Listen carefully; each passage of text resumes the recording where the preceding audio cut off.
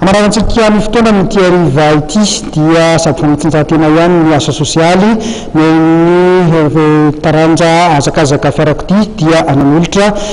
fanampiana ho an'ireo sahirana amin'izao vona misy eto amin'ny firenena izao. Toy ny olom-pirenena malagasy rehetra dia mahatsarana ny nadidy amin'ireo trabony eto Antananarivo ihany koa ny fianakaviam-ben'ny taranja fanamorena fiarakodia eto Madagasikara.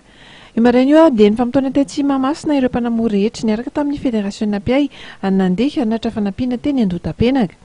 Nilahatra sady nitandahatra ny lalana nakeny an-toerana araka izany ireo fiara marobe ny fianakaviam-be ny fanamorena fiarakodia ity. Marihana fa entana ilaina amin'ny fiainana andavanandro sakafo no latrotra izy ireo tamin'ny mpiray-tany lazana traboiny. Tonga niarahame hitanana tamin'izy ireo tamin'izany eo Nasajama izay mpanohana trano fifanana eo amin'ity taranja ity indrindra miaraka amin'ny kilobany Asakama. Anisan'ny tompo-kevitra amin'izao etsika izao Inashe misy Bertrand Andriamiainga izay samy mpanamory manana ny toerany eto Madagasikara ary ireo namany maro hafa teo amin'ity sehatra ity. Amin'izao vokiava mahatratra izay mahazo eto amin'ny firenena izao dia eto amin'ity toerana ity atao hoe fifaliana ho anay ny afaka mifandray-tanana aminareo zahay izay avy ato amin'ny sport automobile eto Madagasikara. Ny fédération moa zany zao no mitarika an'ireto délégation izay manatitra an'izay voatsirambin'ny tanana amin'ny fanampiana izay hifanampiana eto amin'ity firenentsika ity dia fiaraha-miasa moa zany eo amin'ny fédération sport automobile sy ireo malala-tanana rehetra izay singanana manokana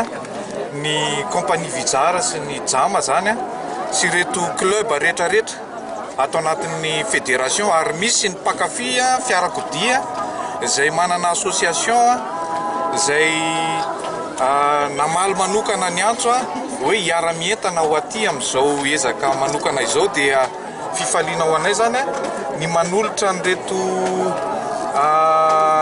fitaovana sy sakafo izay voangona tao amin'izany sehatra izany ka dia ny firarianay dia mba ho tsoelany